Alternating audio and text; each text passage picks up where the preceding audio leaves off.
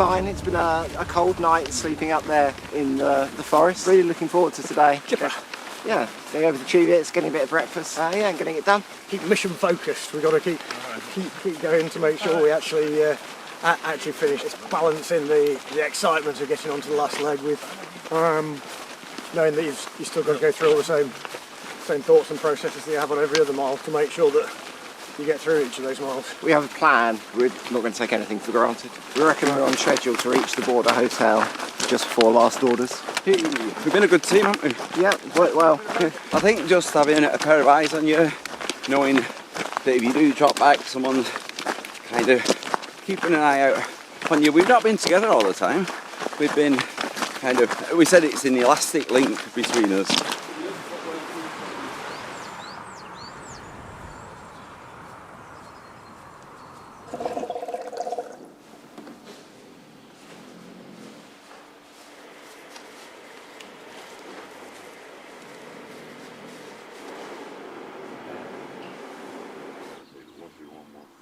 We left Bellingham at about 10 and pushed on to the checkpoint here this morning.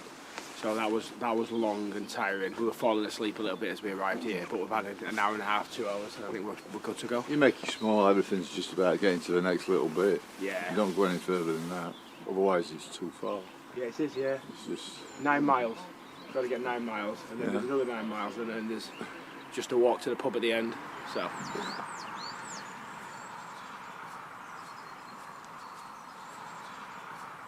Last checkpoint. Probably will stop at the 2 huts up on the Cheviots just for a cup of tea or something. And yeah, I think about 40k to go. Less than a marathon. Actually sort of seems like a manageable distance for the first time in the whole week. Got a bit of tendonitis in my shin the last couple of days, so there won't be much running, but thankfully uphills are the least painful bit for me, so hopefully the next few K will be fine, and then it'll just be a painful descent to the finish, which I'm sure will ease the pain a little bit.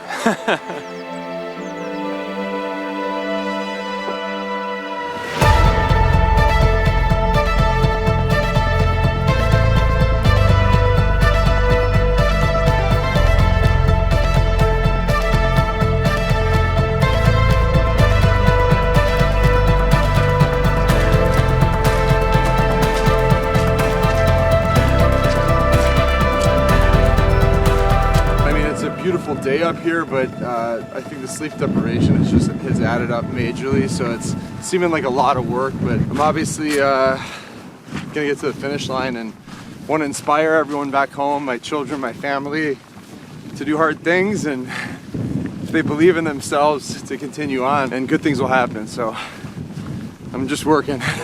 The day before we started in Edale, we went and had breakfast out in Castleton, and we're talking to an older couple, and I was looking on the messaging system and I saw a message from them saying, hey, you know, we spoke to you about the race and at breakfast in Castleton, and we want to let you know that we're following you and tracking you and dot watching, and it's just like, wow, I'm feeling a little down. I may just pull that out and grab some little dose of inspiration and take that with me.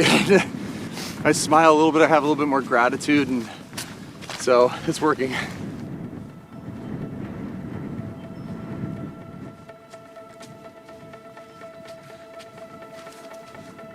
I keep my eyes open. Oh dear. Emily has unfortunately got some rather vicious blisters that are oh, they're painful. Described as a cheese grater to the foot. Oh. So it's a bit of a war of attrition. We will get there, one way or another. 268 miles is a lot for anyone's feet, so they've just given up today, but on the way home, so we'll just power on through. It's totally fine. It's totally fine. Weather's good, timing's good, so we just steady away and enjoy it.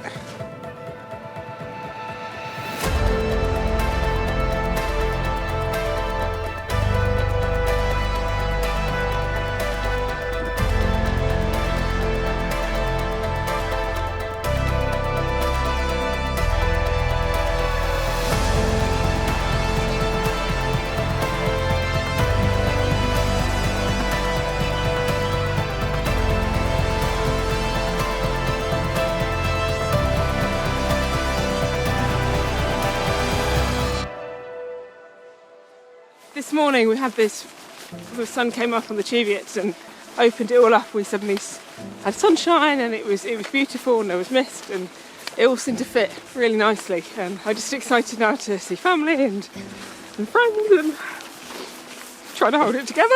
It's incredible, it's been a long time coming. This is when you feel the impossible can become possible.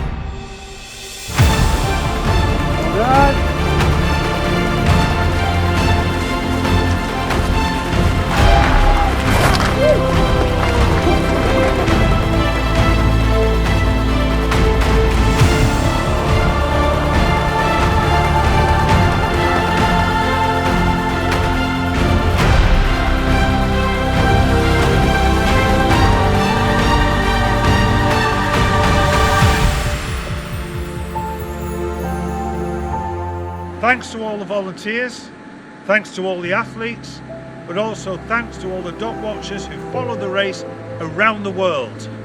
And with that, the 2025 Montane Spine Race comes to an end.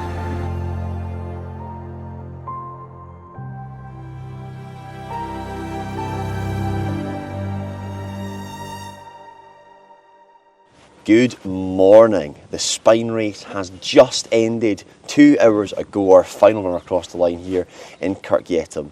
We are stood on the green. The flags have come down, but we're still here and we're still rounding things up. And what a spectacular week it's been. Absolutely amazing. Yeah, I always think, how is the next race going to top this one? You know, how is next year going to be bigger than this one was? And somehow it always is, and this was an absolute blinder of a week. Just so many amazing stories, and yeah, it's always strange to me when we get to this point and the flags are down and everything's packed up and it's gone. Yeah, you wouldn't know we were here.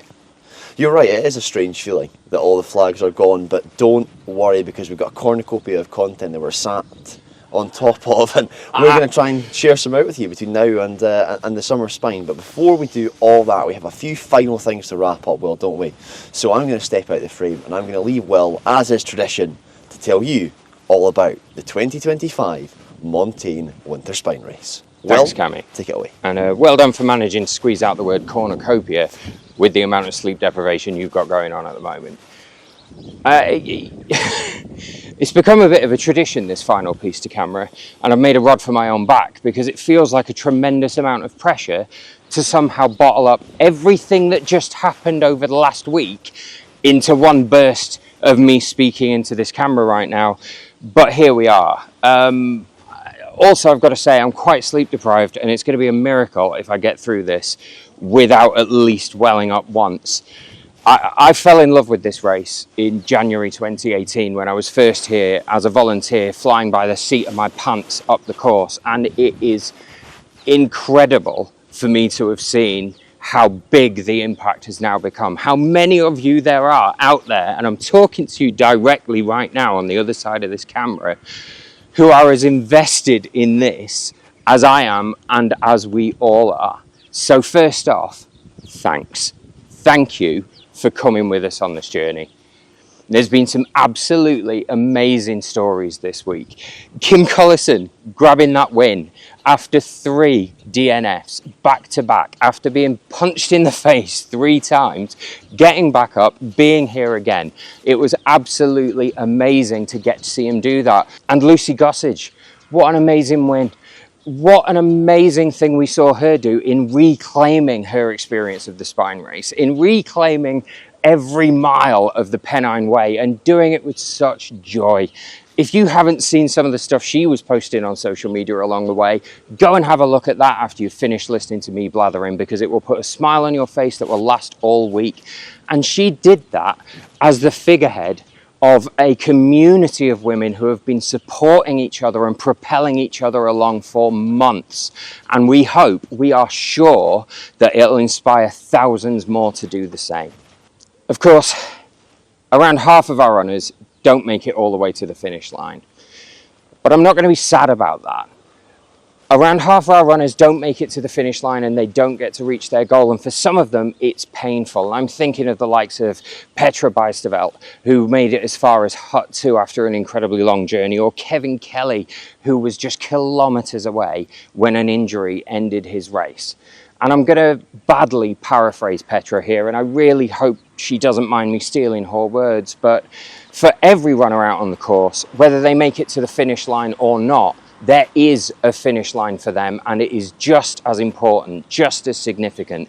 And if the likes of Kim Collison and the likes of Tim Senker, who finished this morning, have taught us anything, it's that failing the first time or the second or even the third doesn't mean your journey is over if you can hold on to a little bit of hope. Now, it would be a lie if I tried to tell you that I was going to be able to be concise here. There's so much that I want to say, but I'm going to break it down into as short a package as I possibly can. 2 words. There are 2 key words here that I want to focus on: kindness and privilege. Now, we know from the comments and the interactions that we saw just this morning as Tim was approaching the line that there are so many out there invested in those little dots on the map. And how wonderful is that? Those dots, those tiny little icons on a picture on the screen, represent so much more to you, just as they do to us. You are investing your hope, investing emotions in them across the entire week. And what a wonderful thing to project that kindness out into the world. And we've seen so much of it. 13,000 plus messages of goodwill from random members of the public to complete strangers represented by those dots on the map. We are nearing over 10 million interactions across everything we've posted over the last week. It is amazing to think that there are so many of you out there willing to be this kind. And we see it here too. There are hundreds of acts of kindness up and down the course every day. Cups of tea made for runners who've got very cold out on the trail. Putting an arm around the shoulder of a complete stranger. A kind word that might seem like nothing, but turns around somebody's race experience completely.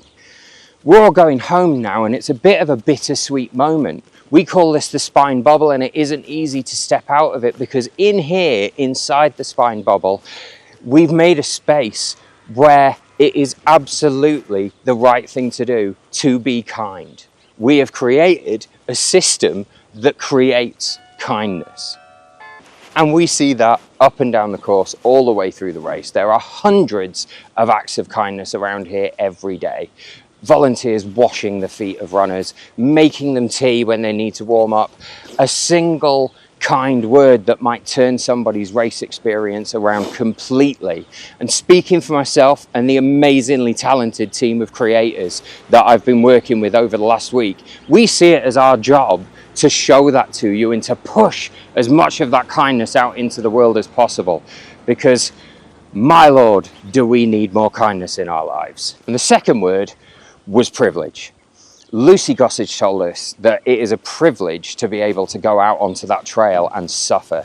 And she's right, it is. It takes a stable platform in your life to build from. It takes family and friends, loved ones around you who are willing to sacrifice alongside you. And beyond that, it takes more than 150 volunteers willing to work day and night. It takes dozens and dozens of safety team members willing to be out there in the hills, and medics and media team and the trail angels. It requires everybody to put energy into this race's machinery, and it is a privilege, genuinely, to be a part of that. And so, just like that, the Winter Spine Races are over for another year. But somewhere out there on the other side of this camera are hundreds more spine runners waiting to start their own adventure in the summer and next winter. And hopefully there are thousands more besides who are now considering, who are now tending a tiny little spark of an idea to go and do something that seems impossible. We'll be back here in summer, and we know you will too. See you in June.